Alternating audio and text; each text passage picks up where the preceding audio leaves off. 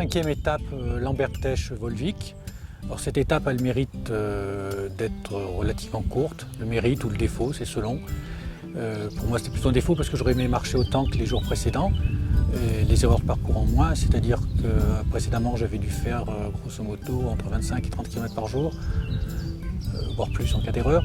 Là, donc, elle fait 13 km. Mais ce jour-là, c'était pas plus mal parce qu'effectivement, le ciel était bleu quand je suis parti, mais les nuages sont très vite amoncelés. Et quand je suis arrivé, un violent orage s'est abattu sur la chaîne des Puys et plus loin sur la plaine de Limagne, ou de la Limagne, c'est selon. Donc cette étape fait 13 km, on a une vue continue sur les volcans.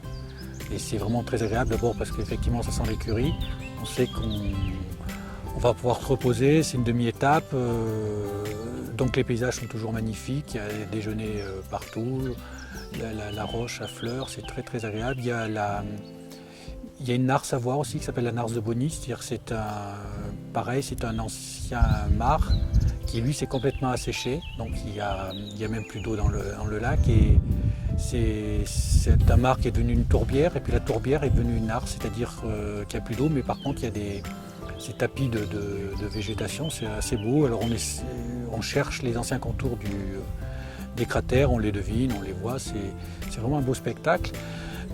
Donc après l'arrivée sur Volvic est très agréable parce qu'on débouche après une longue descente enlacée sur le château de Tournoel, dont la masse sombre et triste se dégage dans le ciel.